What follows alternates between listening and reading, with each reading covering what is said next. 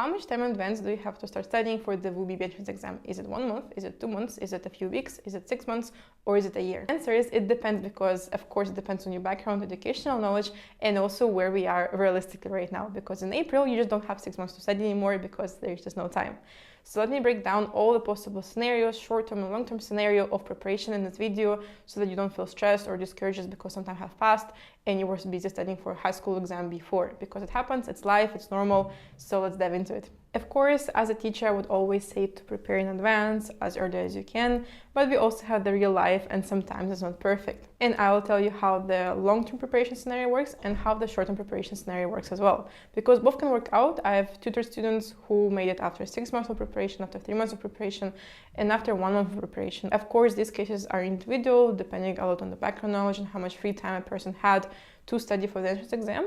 But you know, everything is possible. Let me tell you how you should manage your preparation depending on when you started studying. If you have started studying a while ago and you've covered most of the things, most of the topics and everything, you should not let yourself go, so to say, because whenever you're studying for an entrance exam and it's a competitive one, you should be at the peak of your performance during preparation. So the peak of effort, the peak of mental capacity, of all this kind of productivity and everything should fall on the exam day.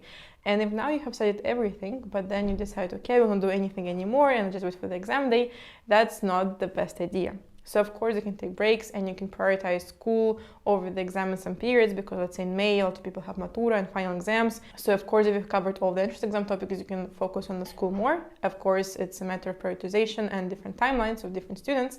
But a rule of thumb would be, once you have covered everything and once you have gotten all the high school duties sorted out, then you should still do one final push before the exam, so that on the exam day you are at the peak of your performance. Even if you've done everything already, please refer to additional resources. Please reach out to me in case you've covered the whole course. I will let you know what you should do on top of that. What you can do is take a well-deserved 1 to 2 week vacation, right, to reset your brain, because of course your brain has a capacity of the things that can process, and don't reach the burnout stage where your brain just can't take it anymore because it's not a productive stage to be in. But once you have taken the break, then you can go back to studying and doing all the extra things that I will recommend you to do, because they will keep you in shape. It's just like running a marathon. You should be in the best shape possible on the day of a marathon, not 1 month before the marathon. If you have started applying the short-term strategy, let's say you started studying a bit later because you had high school exams you wanted to take care of first, it happens, it's natural, it's what humans do, it's normal, because let's say your high school grades play a role for all the universities you're applying. Of course, you just cannot forget about them. In those cases, I had a student who started studying in May,